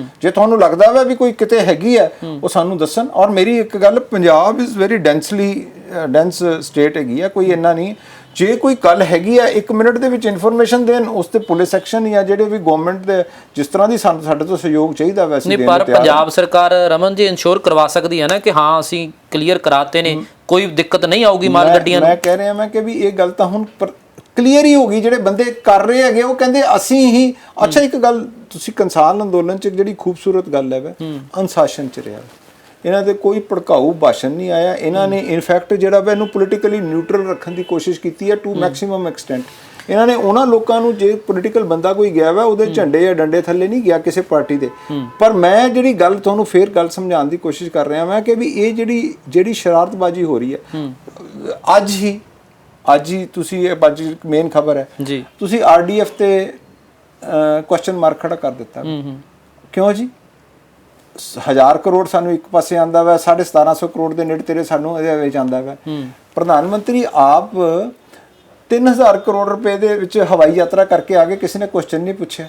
ਇਹ ਤਾਂ ਆਰਡੀਐਫ ਜਿਹੜਾ ਪਹਿਲਾਂ ਨਹੀਂ ਕਦੀ ਅਸੀਂ ਜਿਹੜਾ ਤੁਸੀਂ ਪੁੱਛਿਆ ਤੇ ਅੱਜ ਕਿਉਂ ਪੁੱਛ ਲਿਆ? ਪਰ ਐਲੀਗੇਸ਼ਨ ਵੀ ਹੈ ਨਾ ਕਿ ਡਾਇਵਰਟ ਕਰਤੇ ਤੁਸੀਂ ਫੰਡਸ। ਮੇਰੀ ਗੱਲ ਸੁਣੋ, ਜਿਹੜਾ ਤੁਸੀਂ ਡਾਇਵਰਜਨ ਹੋ ਰਹੀ ਹੈਗੀ ਆ ਉਹ ਤਾਂ ਤੁਹਾਡੇ ਸਾਹਮਣੇ ਆਈ ਜਾਣਾ ਨਾ, ਉਹ ਤਾਂ ਕਾਪੀ ਬੁੱਕ ਦੇ ਵਿੱਚ ਹੈ। ਉਹ ਤਾਂ ਯੂਸੀ ਤੁਸੀਂ ਦਿਓਗੇ, ਜਦੋਂ ਪਹਿਲਾਂ ਦਿੰਦੇ ਰਹੇ ਆ, ਅੱਜ ਫਿਰ ਦੇ ਦਾਂਗੇ। ਇਹਦੇ ਤੁਹਾਨੂੰ ਕੀ ਲੱਗਦਾ ਕੋਈ ਟਾਈਮਿੰਗ ਦਾ ਹੈਗਾ ਇਹ ਜਿਹੜੀ ਇਸ ਵੇਲੇ ਕਿਉਂ ਹੋਇਆ ਸਾਰਾ ਕੁਝ? ਮੈਂ ਤੁਹਾਨੂੰ ਫਿਰ ਇਹ ਗੱਲ ਕਰ ਰਿਹਾ ਵੀ ਅੱਜ ਦੀ ਡੇਟ 'ਚ ਜਿਹੜੀ ਸ਼ਰਾਰਤ ਹੋ ਰਹੀ ਹੈ, ਤੁਸੀਂ ਉਸ ਸ਼ਰਾਰਤ ਨੂੰ ਸਮਝਣ ਦੀ ਕੋਸ਼ਿਸ਼ ਕਰੋ। ਕਿੱਧਰ ਜਾ ਰਿਹਾ ਪੰਜਾਬ ਇਸ ਵੇਲੇ ਤੁਹਾਨੂੰ ਕੀ ਲੱਗਦਾ? ਉਹ ਆਈਸੋਲੇਟ, ਬਸ ਉਹਨਾਂ ਦੀ ਆਈਸੋਲੇਸ਼ਨ ਦੀ, ਡੋਮੀਨੈਂਸ ਦੀ ਔਰ ਆਈਸੋਲੇਟ ਕਰਨ ਦੀ ਹੈਗੀ ਆ। ਕਸ਼ਮੀਰ ਦੇ ਵਿੱਚ ਵੀ ਉਹਨਾਂ ਨੇ ਅੱਗ ਨਾਲ ਖੇਲਿਆ ਵਾ, ਪੰਜਾਬ ਨੂੰ ਅੱਗ 'ਚ ਬਾਲਣ ਨੂੰ ਫਿਰਦੇ ਹੈਗੇ ਆ। ਇਹ ਗੱਲ ਤਾਂ ਬੜਾ ਸੋਚ ਸਮਝ ਕੇ ਇਹਨਾਂ ਨੂੰ। ਪਰ ਕਿਉਂ ਯੂਨੀਅਨ ਆਫ ਜਿਹੜਾ ਇੰਡੀਆ ਹੈ ਕਿਉਂ ਇਸ ਢੰਗ ਦੇ ਨਾਲ? ਇਹਦੇ ਵਿੱਚ ਬੜਾ ਅਹਿਮ ਕੁਐਸਚਨ ਹੈ ਕਿ ਇਹ ਇਧਰਲੇ ਪਾਸੇ ਯੂਨੀਅਨ ਗਵਰਨਮੈਂਟ ਦਾ ਇਹੋ ਜਿਹਾ ਐਟੀਟਿਊਡ ਕਿਉਂ ਹੋ ਗਿਆ? ਇਹਦਾ ਸਾਰਿਆਂ ਨਾਲੋਂ ਵੱਡਾ ਐਟੀਟਿਊਡ ਹੋਣ ਦਾ ਕਾਰਨ ਇਹ ਹੈ ਕਿ ਵੀ ਉਹ ਮਾਨਸਿਕਤਾ ਜਿਸ ਦੀ ਉਪਜ ਨਰਿੰਦਰ ਮੋਦੀ, ਉਹ ਮਾਨਸਿਕਤਾ ਹੀ ਜਿਹੜੀ ਹੈਗੀ ਹੈ ਉਹ ਫਾਸਿਸਟ ਹੈਗੀ ਹੈ। ਉਹ ਮਾਨਸਿਕਤਾ ਹੀ ਮੈਜੋਰਿਟੇਰੀਅਨਿਜ਼ਮ ਬਾਰੇ ਹੈ। ਉਹ ਗੱਲ ਹੀ ਨਹੀਂ ਕਰਨਾ ਚਾਹੁੰਦੇ, ਇਨਕਲੂਸਿਵ ਸੋਸਾਇਟੀ ਦੀ ਗੱਲ ਹੀ ਨਹੀਂ ਕਰਦੇ, ਉਹ ਐਕਸਕਲੂਸਿਵ ਸੋਸਾਇਟੀ ਦੀ ਗੱਲ ਕਰਦੇ। ਪਰ ਉਹ ਇਸ ਗੱਲ ਨੂੰ ਮੰਨਣ ਲਈ ਤਿਆਰ ਨਹੀਂ। ਉਹ ਕਹਿੰਦੇ ਅਸੀਂ ਕਿਸਾਨਾਂ ਦੇ ਹੱਕ ਦੇ ਵਿੱਚ ਆ, ਕਿਸਾਨਾਂ ਲਈ ਲੈ ਕੇ ਆਏ ਆ। ਜਿਹੜੀ ਗੱਲ ਤੁਸੀਂ ਪਹਿਲਾਂ ਸ਼ੁਰੂ ਕੀਤੀ ਸੀ ਕਿ ਦਲਾਲ ਤੇ ਵਿਚੋਲੀਏ, ਇਹ ਕਿਹਾ ਜਾ ਰਿਹਾ ਉਹਨਾਂ ਵੱਲੋਂ। ਤਾਂ ਦੇਖੋ, ਇਹ ਮੈਂ ਤੁਹਾਨੂੰ ਇੱਕ ਫਿਲਾਸਫੀ ਸਮਝਾਉਣਾ ਮੈਂ ਕੈਪੀਟਲਿਜ਼ਮ ਦੀ। ਕੈਪੀਟਲਿਜ਼ਮ ਆਪਣੇ ਆਪ ਦੇ ਵਿੱਚ ਇੱਕ ਬੜੀ ਖੂਬਸੂਰਤ ਫਿਲਾਸਫੀ ਹੈਗੀ ਹੈ ਕਿਉਂਕਿ ਉਹ ਕਹਿੰਦਾ ਹਰ ਚੀਜ਼ ਮੈਰਿਟ ਤੇ ਹੋਣੀ ਹੈ। ਮੈਰਿਟ ਦਾ ਮਤਲਬ ਹੈ ਵੀ ਜਿਹੜਾ ਸਾਰਿਆਂ ਨਾਲੋਂ ਬੈਸਟ ਹੈਗਾ ਵਾ ਉਹ ਤੁਹਾਡੇ, ਔਰ ਫਿਰ ਤੁਸੀਂ ਆਪਣੇ ਇੱਕ ਸਿਸਟਮ ਕ੍ਰੀਏਟ ਕਰਦੇ ਹੋ ਔਰ ਲੋਕਾਂ ਨੂੰ ਪਤਾ ਹੁੰਦਾ ਵਾ ਵੀ ਇੱਥੇ ਕੋਈ ਸਿਫਾਰਿਸ਼ ਨਹੀਂ ਚੱਲਣੀ, ਕੁਛ ਨਹੀਂ ਚੱਲਣਾ, ਮੈਨੂੰ ਸਾਰਿਆਂ ਨਾਲੋਂ ਬਿਹਤਰ ਹੋਣਾ ਪੈਣਾ, ਮੈਂ ਇਸ ਕਰਕੇ ਮੈਂ ਉੱਥੇ ਸਰਵਾਈਵ ਕਰਾਂਗਾ। ਅਨਫੋਰਚੂਨੇਟ ਗੱਲ ਕੀ ਹੈ ਕਿ ਇਹਨਾਂ ਨੇ ਉਸ ਕੈਪੀਟਲਿਜ਼ਮ ਦੀ ਜਿਹੜੀ ਫਿਲਾਸਫੀ ਤਾਂ ਅਡਾਪਟ ਕਰ ਲਈ ਹੈ, ਪਰ ਇਹਦੇ ਵਿੱਚ ਕਰੋਨੀ ਕੈਪੀਟਲਿਜ਼ਮ ਨੂੰ ਵਾੜ ਦਿੱਤਾ ਹੈ। ਉਹਦੇ ਵਿੱਚ ਹੈ ਵੀ ਮੇਰਾ ਜਿਹੜਾ ਦੋਸਤ ਹੈ ਉਹਦੇ ਲਈ ਕੁਝ ਹੋਰ ਪਾਲਿਸੀ ਤੇ ਜਿਹੜੇ ਹੋਰ ਲੋਕ ਆ ਉਹਨਾਂ ਲਈ ਹੋਰ ਪਾਲਿਸੀ। ਇਹ ਹੁਣ ਐਡਾ ਵੱਡਾ ਇਹ ਜਿਹੜਾ ਤਾਣਾ ਬਾਣਾ ਹੈਗਾ ਵਾ, ਇਹਨਾਂ ਨੂੰ ਲੱਗਦਾ ਪਿਆ ਵਾ ਵੀ ਜਿਹੜਾ ਇਹ ਕ੍ਰਾਈਸਿਸ ਪੀਰੀਅਡ ਆਇਆ ਕਰੋਨਾ ਦਾ, ਕਰੋਨਾ ਦੇ ਵਿੱਚ ਜਦੋਂ 24% ਦੇ ਨੇੜੇ ਤੇੜੇ ਆਪਣੀ GDP ਸ਼ਰਿੰਕ ਕੀਤੀ ਔਰ ਆਉਣ ਵਾਲੇ ਟਾਈਮ ਦੇ ਵਿੱਚ ਵੀ ਨੈਗੇਟਿਵ ਜਾਣ ਦੀ ਸੰਭਾਵਨਾ ਹੈਗੀ ਹੈ, 2-3 ਸਾਲ ਹਲੇ ਇਸ ਤਰ੍ਹਾਂ ਦਾ ਹੈ। ਉਹ ਕਹਿੰਦੇ ਵੀ ਕਿਹੜਾ ਸੈਕਟਰ ਹੈ ਜਿਹੜਾ ਗਰੋ ਕਰ ਰਿਹਾ ਵਾ, ਕਿਹੜਾ ਸੈਕਟਰ ਗਰੋ ਕਰ ਰਿਹਾ, ਉਹਦੇ ਵਿੱਚ ਤੁਹਾਨੂੰ ਫੂਡ ਤੇ ਐਗਰੀਕਲਚਰ। ਹੁਣ ਇਮੇਜਿਨ ਕਰੋ ਤੁਸੀਂ, ਆਪਾਂ 130 ਕਰੋੜ ਦੇ ਨੇੜੇ ਤੇੜੇ ਲੋਕ ਹੈਗੇ ਆ, ਇੱਕ ਥਾਲੀ ਦੀ ਜੇ 10 ਰੁਪਏ ਨਾਲ ਵੀ ਕੀਮਤ ਤੁਸੀਂ ਵਧਾ ਲਿਓ ਇੱਕ ਟਾਈਮ ਤੇ, ਇੱਕ ਸੈਕਿੰਡ ਮੈਂ ਬੜੀ ਹੰਬਲ ਜੀ ਗੱਲ ਕਰਦਾ, ਮੈਂ ਜਿਹੜੀ ਛੋਟੀ ਜੀ, ਕਿੰਨੇ ਸੌ ਕਰੋੜ ਦੀ, ਕਿੰਨੇ ਸੌ ਕਰੋੜ ਤੁਸੀਂ ਬਿਲਕੁਲ 130 ਕਰੋੜ ਦੇ ਨਾਲ ਫਿਰ 10 ਮਲਟੀਪਲਾਈ ਕਿੱਥੇ ਜਾਂਦੀ ਗੱਲ। ਰੋਜ਼ ਦੀ ਗੱਲ ਕਰਦਾ ਮੈਂ, ਇੱਕ ਟਾਈਮ ਦੀ ਗੱਲ ਕਰਦਾ ਪਿਆ ਤੁਹਾਨੂੰ। ਤੁਸੀਂ ਇਮੇਜਿਨ ਕਰੋ ਕਿ ਉਹ ਜਿਹੜੇ ਕਰੋਨੀ ਕੈਪੀਟਲਿਸਟ ਹੁੰਦੇ ਆ, ਹੁਣ ਮੇਰੀ ਗੱਲ ਸੁਣੋ, ਇਹ ਅਨਾਜ ਦੀ ਗੱਲ ਕਰਦੇ ਆ। ਹੁਣ ਅਨਾਜ ਤੁਹਾਨੂੰ ਦੇਖੋ, ਆਟੇ ਦੀ ਇੱਕ ਥੈਲੀ ਜਿਹੜੀ ਹੈ ਉਹ ਤੁਹਾਨੂੰ 20 ਰੁਪਏ ਕਿਲੋ ਤੋਂ ਲੈ ਕੇ ਤੁਹਾਨੂੰ 50 ਰੁਪਏ ਕਿਲੋ, 100 ਰੁਪਏ ਕਿਲੋ ਤੱਕ ਵੀ ਮਿਲਦੀ ਆ। ਉਹ ਬ੍ਰਾਂਡ ਕੀਤਾ ਹੁੰਦਾ ਵਾ। ਹੁਣ ਇਮੇਜਿਨ ਕਰੋ ਕਿ ਜਰਨਲੀ ਸਾਰਾ ਦਾ ਸਾਰਾ ਜਿਹੜਾ ਵਾ ਮਹਿੰਗਾ ਮਿਲਣ ਲੱਗ ਪਏ, ਫਿਰ ਕੀ ਕਰੋਗੇ? ਲੋਕਾਂ ਨੇ ਤਾਂ ਆਟਾ ਖਾਣਾ ਵਾ। ਅੱਛਾ, ਫਿਰ ਅਸੈਂਸ਼ੀਅਲ ਕਮੋਡਿਟੀ ਐਕਟ ਦੀ ਜਿਹੜੀ ਇਹਨਾਂ ਨੇ ਪ੍ਰੋਵੀਜ਼ਨ ਕੀਤੀ, ਜਿੱਥੇ ਕਹੇ ਵੀ ਹੋਰਡਿੰਗ ਅਸੀਂ ਖਤਮ ਕਰ ਦੇਣੀ ਹੈ। ਇੱਕ ਮਿੰਟ ਮੇਰੀ ਗੱਲ, ਹੋਰਡਿੰਗ ਤੁਸੀਂ ਖਤਮ ਕਰਨੀ, ਇਹਦਾ ਮਤਲਬ ਕਿ ਜਿੱਦਣ ਪ੍ਰੋਡਿਊਸ ਆਇਆ ਕਰੇਗੀ ਉਦੋਂ ਤੁਸੀਂ ਸਪਲਾਈ ਕਰਦਿਆ ਕਰੋਗੇ, ਗਲਾਟਾ ਜਾ ਕਰੂਗਾ ਤੇ ਉਦੋਂ ਪ੍ਰਾਈਸ ਡਿੱਗ ਜਾ ਕਰਨਗੇ ਤੇ ਫਿਰ ਤੁਸੀਂ ਉਹਨੂੰ ਖਰੀਦ ਕੇ ਸਾਰੇ, ਕਿਉਂਕਿ ਤੁਹਾਡੇ ਤੋਂ ਸਿਲੋ ਵੀ ਹੋਣਗੇ, ਤੁਹਾਡੇ ਤੋਂ ਸਟੋਰੇਜ ਕੈਪੈਸਿਟੀ ਵੀ ਹੋਣੀ, ਤੁਹਾਡੇ ਕੋਲ ਪ੍ਰੋਸੈਸਿੰਗ ਵੀ ਹੋਣਗੀ, ਸਾਰਾ ਕੁਝ ਤੁਹਾਡਾ ਹੋਏਗਾ। ਤਾਂ ਜਿਹੜੀ ਇਹ ਗੱਲ, ਇਹ ਫਿਕਰਮੰਦ ਗੱਲ ਇਹ ਹੈ ਕਿ ਵੀ ਅਸੀਂ ਇਸ ਟਾਈਮ ਉਸ ਪੜਾਅ ਤੇ ਪਹੁੰਚ ਗਏ ਹਾਂ ਸਾਡੀ ਇਕਨੋਮੀਜ਼, ਕਿ ਜਿਹਦੇ ਵਿੱਚ ਸਾਨੂੰ ਡਿਸਟ੍ਰੀਬਿਊਟਿਵ ਜਸਟਿਸ, ਜਿਹਦੇ ਵਿੱਚ ਮਤਲਬ ਕਿ ਸਾਡੀ ਇਨਕਮ ਜਨਰੇਸ਼ਨ ਔਰ ਵੈਲਥ ਡਿਸਟ੍ਰੀਬਿਊਸ਼ਨ ਜਿਹੜੀ ਹੈਗੀ ਹੈ ਉਹ ਇਕੁਇਟੇਬਲ ਹੋਵੇ। ਇਕੁਇਟੇਬਲ ਦਾ ਮਤਲਬ ਇਹ ਹੈ ਵੀ ਗਰੀਬ ਔਰ ਅਮੀਰ ਦੇ ਵਿੱਚ ਪਾੜਾ ਨਾ ਵੱਧਦਾ ਹੋਵੇ। ਸਾਨੂੰ ਇਸ ਤਰ੍ਹਾਂ ਦੀਆਂ ਪਾਲਿਸੀਆਂ ਲੈਣੀਆਂ ਪੈਣੀਆਂ। ਔਰ ਮੈਂ ਅੱਜ ਇਹ ਸਮਝਦਾ ਮੈਂ ਕਿ ਹਿੰਦੁਸਤਾਨ ਦੇ ਵਿੱਚ, ਜਿਹਦੇ ਵਿੱਚ ਲਗਭਗ ਜਿਹਨੂੰ ਕਹੀਏ ਕਿ 70-72% ਜਿਹੜੀ ਹੈ ਡਾਇਰੈਕਟਲੀ ਐਗਰੀਕਲਚਰ ਨਾਲ ਲੋਕ ਜੁੜੇ ਆ ਔਰ 87% ਤੱਕ ਇਨਡਾਇਰੈਕਟਲੀ ਸਾਡੇ ਨਾਲ ਜੁੜੇ ਹੋਏ ਆ। ਐਗਰੀਕਲਚਰ ਇੱਕ ਸਾਡਾ ਜਿਹਨੂੰ ਕਹੀਏ ਕਿ ਨਾ ਇੱਕ ਸਿਸਟਮ ਹੈ ਜਿਹਦੇ ਵਿੱਚ ਅਸੀਂ ਲੋਕਾਂ ਨੂੰ ਲਾਈਵਲੀਹੁੱਡ, ਐਸ਼ੋਰਡ ਲਾਈਵਲੀਹੁੱਡ ਦੇ ਸਕਦੇ। ਠੀਕ ਹੈ ਰਮਨ ਜੀ, ਇੱਕ ਸਵਾਲ ਹੈ। ਅੱਜ ਹੀ ਕੇਰਲ ਦੇ ਵੱਲੋਂ MSP ਤੈਅ ਕੀਤੀ ਗਈ ਹੈ ਬਹੁਤ ਸਾਰੀਆਂ ਚੀਜ਼ਾਂ ਤੇ, ਟਮਾਟਰ ਤੋਂ ਲੈ ਕੇ ਕੇਲੇ ਤੋਂ ਲੈ ਕੇ। ਤਾਂ ਪਿਛਲੇ ਦਿਨਾਂ ਦੇ ਵਿੱਚ ਇਹ ਵੀ ਕਈ ਕਾਂਗਰਸ ਦੇ ਆਗੂ ਵੀ ਤੇ ਕਈ ਹੋਰ ਵਿਰੋਧੀ ਆਗੂ ਵੀ ਇਹ ਮੰਗ ਕਰਦੇ ਦਿਖੇ ਕਿ ਜਿਹੜੀ ਪ੍ਰੋਕਿਉਰਮੈਂਟ ਹੈ ਜਾਂ MSP ਹੈ ਉਹ ਪੰਜਾਬ ਸਰਕਾਰ ਇੰਸ਼ੋਰ ਕਰਵਾ ਦੇਵੇ। ਮੈਂ ਇਹ ਤੁਹਾਡੀ ਗੱਲ ਜਿਹੜੀ ਤੁਸੀਂ ਕੇਰਲ ਦੇ ਨਾਲ ਕੀਤੀ ਹੈ, ਦੇਖੋ ਇਹਨੂੰ ਆਪਾਂ ਨੂੰ ਸਮਝਣਾ ਪੈਣਾ ਮੈਂ ਵੀ ਇਹ ਐਸ਼ੋਰਡ MSP ਕਦੋਂ ਹੋ ਸਕਦੀ ਹੈ। ਇੱਕ ਇਹ ਕਿ ਵੀ ਅਸੀਂ ਅਸ਼ੋਰਡ MSP ਲਈਏ, ਉਹ MSP ਤੇ ਸਾਨੂੰ ਪਤਾ ਹੋਵੇ ਵੀ ਇੰਨੀ ਅਸੀਂ ਸਬਸਿਡੀ ਦੇਣੀ ਹੈਗੀ ਹੈ ਔਰ ਇਹ ਸਾਡਾ ਅੱਗੇ ਉਹਨੂੰ ਡਿਸਟ੍ਰੀਬਿਊਸ਼ਨ ਦਾ, ਨਿਕਾਸੀ ਦਾ ਸਾਡਾ ਹੈਗਾ ਵਾ। ਕਿਉਂਕਿ ਅੱਜ ਦੀ ਡੇਟ ਦੇ ਵਿੱਚ ਜਿਹੜੀ FCI ਪ੍ਰੋਕਿਉਰ ਕਰਦੀ ਪਈ ਹੈ ਓਪਨ ਐਂਡਡ, ਉਹ ਜ਼ਿਆਦਾਤਰ PDS ਦੇ ਵਿੱਚ ਡਿਸਟ੍ਰੀਬਿਊਟ ਹੁੰਦਾ ਵਾ ਔਰ ਗਵਰਨਮੈਂਟ ਦਾ ਇੱਕ ਬਜਟ ਹੈਗਾ ਵਾ ਵੀ ਆਹ ਸਾਡੀ ਸਬਸਿਡੀ ਦਾ ਬਜਟ ਹੈ। ਬਿਲਕੁਲ ਇਹ ਗੱਲ ਮੈਂ ਅੱਜ ਇਹ ਸਮਝਦਾ ਮੈਂ ਕਿ ਜੇ ਇਧਰਲੇ ਪਾਸੇ ਤੁਰਾਂਗੇ ਤੇ ਇਹਦੇ 'ਚ ਹੱਲ ਨਿਕਲਿਆ ਜਾ ਸਕਦਾ। MSP ਅਸ਼ੋਰ ਕੀਤੀ ਜਾ ਸਕਦੀ ਹੈ ਪ੍ਰੋਵਾਈਡਡ ਕਿ ਸਾਨੂੰ ਆਪਣੀਆਂ ਪ੍ਰਾਇੋਰਟੀਜ਼ ਚੇਂਜ ਕਰਨੀਆਂ ਪੈਣੀਆਂ। ਤੁਸੀਂ ਗੱਲ ਸਮਝ ਗਏ ਕਿ ਕਿਹੜੇ ਸੈਕਟਰ ਦੇ ਵਿੱਚ ਅਸੀਂ ਸਪੈਂਡਿੰਗ ਆਪਣੀ ਜ਼ਿਆਦਾ ਕਰਨੀ ਹੈ। ਹੁਣ ਫੋਰ ਐਗਜ਼ਾਮਪਲ ਵੀਟ ਜਾਂ ਪੈਡੀ 'ਚ ਨਹੀਂ, ਮਤਲਬ ਇਹ ਨਹੀਂ ਹੋ ਸਕਦਾ ਸਾਰਾ ਕੁਝ। ਮੈਂ ਗੱਲ ਕਹਿ ਰਿਹਾ ਵੀ ਆਪਾਂ ਇਹ ਸੋਚ ਲਈਏ ਕਿ ਅਸੀਂ ਵੀਟ ਔਰ ਪੈਡੀ ਚਾਹੇ ਕੋਈ ਖਰੀਦੇ ਨਾ ਖਰੀਦੇ ਅਸੀਂ ਖਰੀਦਾਂਗੇ ਔਰ ਇਹ ਸਾਡੀ 1 ਲੱਖ ਕਰੋੜ ਦੇ ਨੇੜੇ ਤੇੜੇ, ਅਸੀਂ ਸਾਨੂੰ 70,000 ਕਰੋੜ ਦੇ ਨੇੜੇ ਤੇ ਅਸੀਂ ਖਰੀਦਦੇ ਹਾਂ ਤੇ ਅਸੀਂ ਇਹਦੇ ਚ 25,000 ਜਾਂ 30,000 ਜਾਂ 40,000 ਕਰੋੜ, ਉਹ 40,000 ਕਰੋੜ ਦਾ ਜਿਹੜਾ ਫੰਡਿੰਗ ਹੈ ਉਹ ਸਟੇਟ ਨੇ ਇਹ ਜ਼ੀਰੋ ਸਮ ਗੇਮ ਹੈ। ਕਿਸੇ ਨਾ ਕਿਸੇ ਨੇ ਚੱਕਣਾ ਉਹਦਾ ਬੋਝ। ਜਾਂ ਤਾਂ ਅਸੀਂ ਜਿਹੜਾ ਵਾ ਟੈਕਸ ਵਧਾਵਾਂਗੇ ਕਿਸੇ ਹੋਰ ਪਾਸੇ, ਜਾਂ ਅਸੀਂ ਉਹਦੇ ਵਿੱਚ ਕੋਈ ਡਿਵੈਲਪਮੈਂਟ ਦੇ ਕੱਟ ਕਰਾਂਗੇ। ਮਤਲਬ ਸਰਕਾਰ ਕੋਲੇ ਇੰਨੇ ਰਿਸੋਰਸਸ ਹੈ ਨਹੀਂ। ਮੈਂ ਕਹਿੰਦਾ ਸਰਕਾਰ ਕੋਲੇ ਰਿਸੋਰਸਸ ਹੁੰਦੇ ਆ।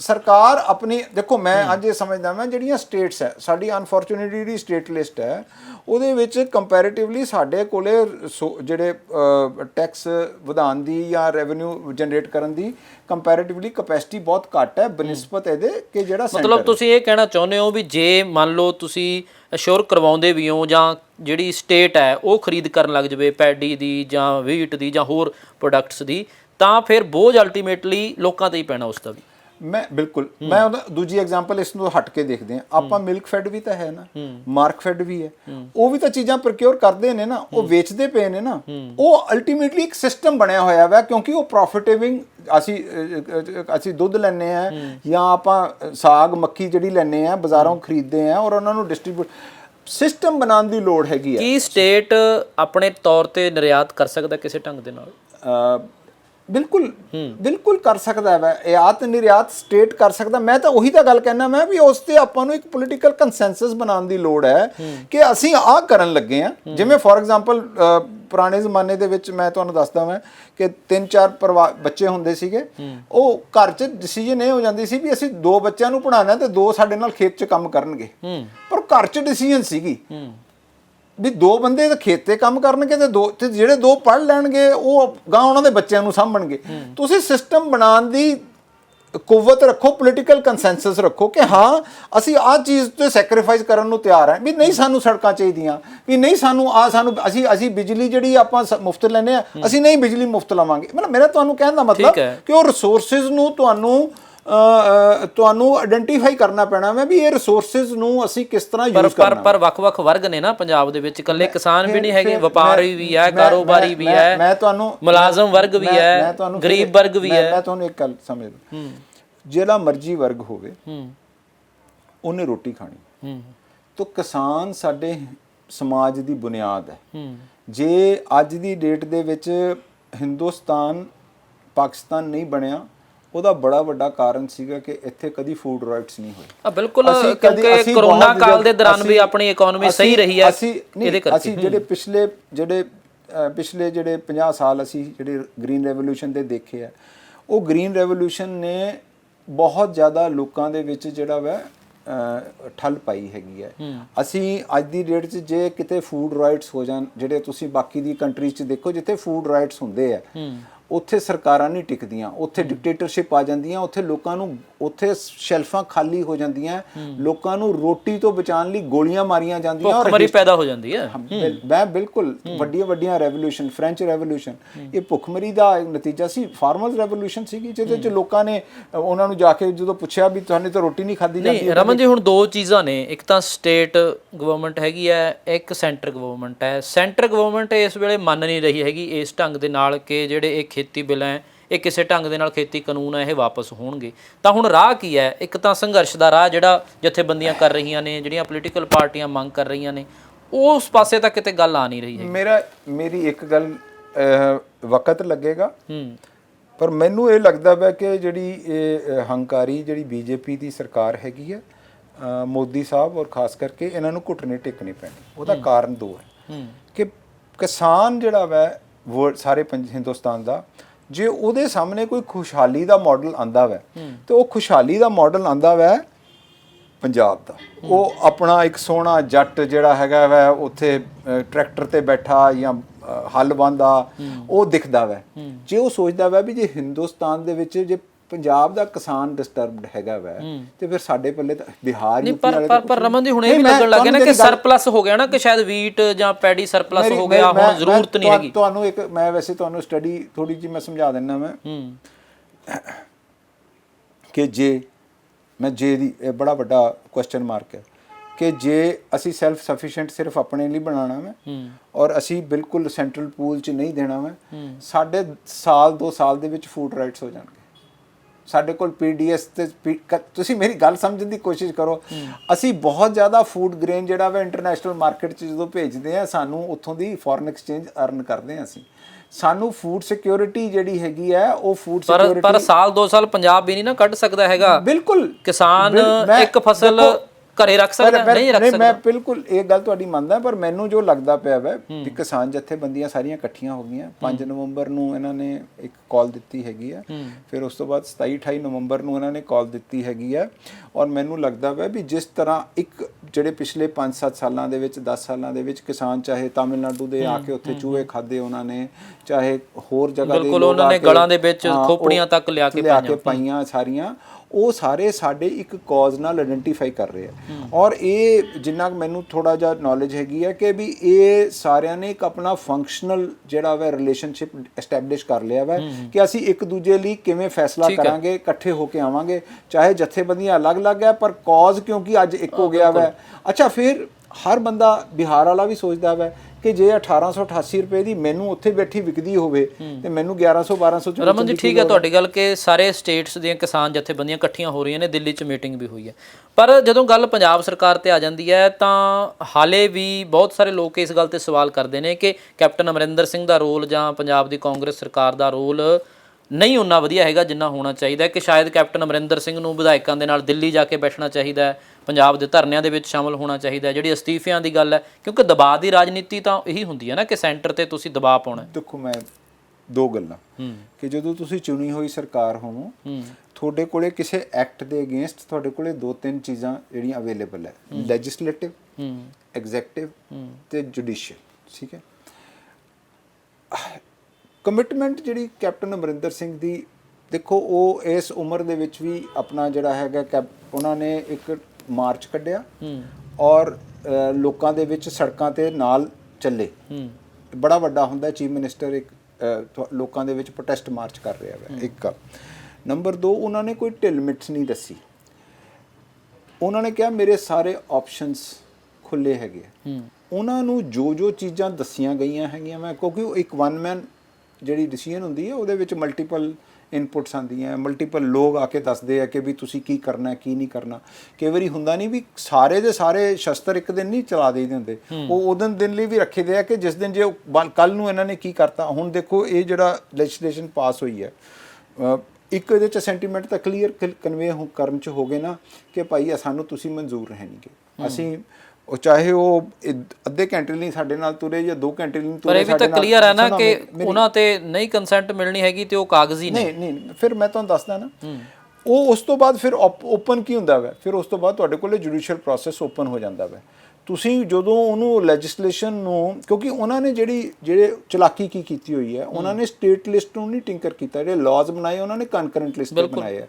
ਉਹ ਕੰਕਰੈਂਟ ਲਿਸਟ ਜਿਹੜੀ ਉਹਨਾਂ ਨੇ ਯੂਜ਼ ਕੀਤੀ ਹੈਗੀ ਹੈ, ਉਹ ਜੁਡੀਸ਼ਰੀ ਦਾ ਨਾ ਹਾਲੇ ਜਦੋਂ ਜੁਡੀਸ਼ੀਅਲ ਰਿਵਿਊ 'ਚ ਆਪਾਂ ਜਾਵਾਂਗੇ ਇਹਦੇ ਵਿੱਚ 2-3 ਕਲੌਜ਼ ਹੁੰਦੇ ਆ। 2-3 ਇੱਕ ਤਾਂ ਹੁੰਦਾ ਵਾ ਪਿਥ ਐਂਡ ਸਬਸਟੈਂਸ। ਪਿਥ ਐਂਡ ਸਬਸਟੈਂਸ ਦਾ ਮਤਲਬ ਹੁੰਦਾ ਵਾ ਕਿ ਇਹਦਾ ਬੇਸਿਕਲੀ ਇਹ ਕਿੱਥੇ ਲਾਈ ਕਰਦਾ ਵਾ, ਕੀ ਇਹ ਸਟੇਟ ਲਿਸਟ ਲਾਈ ਕਰਦਾ ਹੈ ਕਿ ਕੰਕਰੈਂਟ। ਗੱਲ ਹੋਈ ਹੈ ਕਿ ਐਗਰੀਕਲਚਰ ਸਟੇਟ ਸਬਜੈਕਟ ਸੀਗਾ, ਉਹ ਟ੍ਰੇਡ ਐਂਡ ਕਾਮਰਸ ਹੈ। ਦੂਸਰਾ ਇਹਦੇ ਵਿੱਚ ਡਾਕਟਰਾਈਨ ਆਫ ਕਲਰੇਬਲ ਲੈਜਿਸਲੇਸ਼ਨ ਹੁੰਦਾ ਹੈ ਕਿ ਜਿਹੜਾ ਕੰਮ ਆਪਾਂ ਸਿੱਧੇ ਤਰੀਕੇ ਨਾਲ ਨਹੀਂ ਕਰ ਸਕਦੇ, ਅਸੀਂ ਪੁੱਠੇ ਤਰੀਕੇ ਨਾਲ ਵੀ ਨਹੀਂ ਕਰ ਸਕਦੇ। ਸੋ ਮੇਰਾ ਮੈਨੂੰ ਆਸ ਹੈ ਜੁਡੀਸ਼ਰੀ ਤੇ ਅਲਟੀਮੇਟਲੀ ਜਾਵੇਗਾ। ਜੇ ਤੁਹਾਨੂੰ ਯਾਦ ਹੋਣਾ, ਮੈਂ ਨੈਸ਼ਨਲ ਜੁਡੀਸ਼ੀਅਲ ਜਿਹੜਾ ਕਮਿਸ਼ਨ ਜਿਹੜਾ NJAC ਐਕਟ ਸੀਗਾ, ਉਹ ਅਲਟੀਮੇਟਲੀ ਸੁਪਰੀਮ ਇਹਨਾਂ ਨੇ ਪਾਸ ਕਰਤਾ, ਸੁਪਰੀਮ ਕੋਰਟ ਨੇ ਉਹਨੂੰ ਨਲੀਫਾਈ ਕਰਤਾ। ਗਵਰਨਮੈਂਟ ਨੇ ਕਈ ਇਹੋ ਜਿਹੇ ਐਕਟਸ ਹੁੰਦੇ ਆ ਜਿਹੜੇ ਅਲਟੀਮੇਟਲੀ ਜੁਡੀਸ਼ੀਅਲ ਸਕਰੂਟਨੀ ਜਾਂ ਬੇਸਿਕ ਸਟਰਕਚਰ ਨੂੰ ਡੈਮੇਜ ਕਰਦੇ ਆ ਤੇ ਉਹ ਤੁਹਾਡਾ ਨਲੀਫਾਈ ਹੋ ਜਾਏਗਾ। ਪੰਜਾਬ ਦੇ ਲੋਕਾਂ ਦਾ ਸਵਾਲ ਇਹ ਹੈ ਕਿ ਕਾਂਗਰਸ ਸਰਕਾਰ ਤੇ ਕੈਪਟਨ ਅਮਰਿੰਦਰ ਸਿੰਘ ਵਾਕਈ ਗੰਭੀਰ ਨੇ ਜਾਂ ਸਿਰਫ ਪੱਲਾ ਝਾੜ ਰਹੇ ਨੇ? ਇਸ ਗੱਲ ਤੇ ਬਾਰੇ ਤਾਂ ਮੈਨੂੰ ਲੱਗਦਾ ਜਿਹੜੇ ਬੰਦੇ ਇਸ ਤਰ੍ਹਾਂ ਦਾ ਕੁਐਸਚਨ ਪੁੱਛਦੇ ਆ ਉਹ ਉਹਨਾਂ ਦੀ ਨਾ ਸਮਝੀ ਹੈ।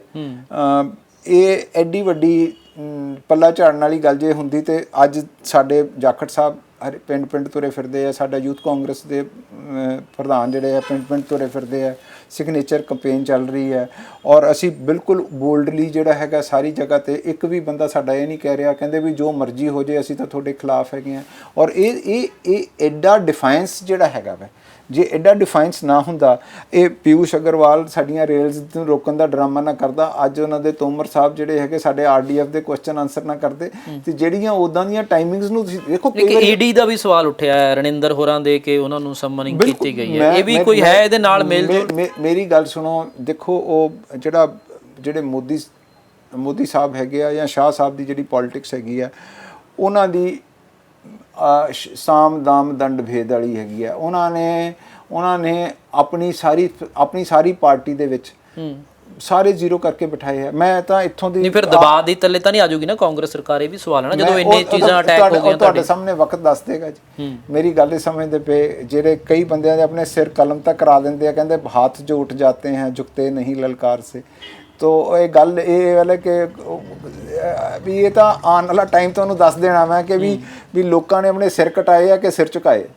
ਜਿਹੜਾ ਦਿੱਲੀ ਜਾ ਕੇ ਬੈਠਣ ਦੀ ਗੱਲ ਆ ਉਹਦਾ ਜਵਾਬ ਕੀ ਹੈ? ਉਹ ਟੈਕਨੀਕਲੀ ਮੈਨੂੰ ਚਲੋ ਇਹ ਕੁਐਸਚਨ ਇੱਕ ਬੜਾ ਸਮਝ ਆਇਆ ਵੀ ਉੱਥੇ ਜਾ ਕੇ ਮੰਨ ਲਓ ਅਸੀਂ ਸਿੰਬੋਲਿਕ ਧਰਨਾ ਦੇ ਦਿੰਨੇ ਆ, ਇੱਕ ਸੈਕਿੰਡ ਸਿੰਬੋਲਿਕ ਧਰਨਾ ਦੇ ਦਿੰਨੇ ਆ, ਫਿਰ ਨੈਸ਼ਨਲ ਮੀਡੀਆ ਕਵਰ ਕਰੂਗਾ, ਮੋਦੀ ਸਾਹਿਬ ਤੱਕ ਗੱਲ ਜਾਊਗੀ, ਜਵਾਬ ਦੇਣਾ ਪਊਗਾ ਉਹਨਾਂ ਨੂੰ ਇਸ ਗੱਲ ਤੇ। ਮੇਰੀ ਗੱਲ ਇਹ ਹੈ ਵੀ ਹਾਲੇ ਤੱਕ ਜਿੰਨੇ ਇਨਸੀਡੈਂਟਸ ਹੋ ਚੁੱਕੇ ਹੋਏ ਆ, ਤੇ ਗੱਲ ਸੁਣੋ, ਕੀ ਉਹਨਾਂ ਨੇ ਕੋਈ ਜਵਾਬ ਦਿੱਤਾ? ਤਾਂ ਇਹ ਮੈਂ ਕਾਊਂਟਰ ਕੁਐਸਚਨ ਤੁਹਾਨੂੰ ਪੁੱਛਦਾ ਪਿਆ ਮੈਂ, ਉਹ ਜਵਾਬ ਦੇਣ ਦੇ ਮੂਡ 'ਚ ਹੀ ਨਹੀਂ। ਪਹਿਲੀ ਗੱਲ ਤਾਂ ਮੈਂ ਇੱਥੋਂ ਦੇ ਬੀਜੇਪੀ ਦੀ ਜਿਹੜੀ ਲੀਡਰਸ਼ਿਪ ਹੈ, ਜਿਹੋ ਜੀ ਬਚੀ ਖੁਚੀ ਮਾੜੀ ਚੰਗੀ ਜਿਹੋ ਜੀ ਵੀ ਲੀਡਰਸ਼ਿਪ ਹੈ, ਮੈਨੂੰ ਇਹ ਦੱਸੋ ਕਿ ਕੀ ਉਸ ਲੀਡਰਸ਼ਿਪ ਦੇ ਵਿੱਚ ਇੰਨੀ ਕਪੈਸਿਟੀ ਹੈਗੀ ਹੈ ਕਿ ਉਹ ਮੋਦੀ ਸਾਹਿਬ ਜਾਂ ਸ਼ਾਹ ਸਾਹਿਬ ਦੇ ਨਾਲ ਜਦੋਂ ਚਾਹਣ ਮਿਲ ਲੈਣ। ਨੰਬਰ 1, ਉਹ ਜਦੋਂ ਚਾਹਣ ਜੋ ਚੀਜ਼ ਚਾਹਣ। ਮੈਂ ਤਾਂ ਅੱਜ ਵੀ ਤੁਹਾਨੂੰ ਇਹ ਦੱਸਦਾ, ਬੀਜੇਪੀ ਦਾ ਰੋਲ ਕੀ ਹੋਣਾ ਚਾਹੀਦਾ ਸੀ ਇਸ ਵੇਲੇ ਪੰਜਾਬ ਬੀਜੇਪੀ ਦਾ ਖਾਸ ਕਰਕੇ? ਪਹਿਲੀ ਗੱਲ ਤਾਂ ਮੈਨੂੰ ਲੱਗਦਾ ਵੀ ਬੀਜੇਪੀ ਦੇ ਵਿਚਾਰਿਆਂ ਦੇ ਪੱਲੇ ਕੱਖ ਨਹੀਂ ਹੈਗਾ। ਮੈਂ ਮਤਲਬ ਉਹ ਉਸ ਲੈਵਲ ਦੇ ਉਹ ਲੀਡਰ ਹੀ ਨਹੀਂ ਗੇ। ਜੇ ਅੱਜ ਵੀ ਪੰਜਾਬ ਦੇ ਵਿੱਚ ਕੋਈ ਲੀਡਰ ਜਿਹੜਾ ਜਿਹਦੇ ਨਾਲ ਉਹਨਾਂ ਦੀ ਸਾਂਝ ਹੋਵੇ, ਪੋਲੀਟੀਕਲ ਸਾਂਝ ਹੋਵੇ, ਉਹ ਸਰਦਾਰ ਪ੍ਰਕਾਸ਼ ਸਿੰਘ ਬਾਦਲ ਨੇ।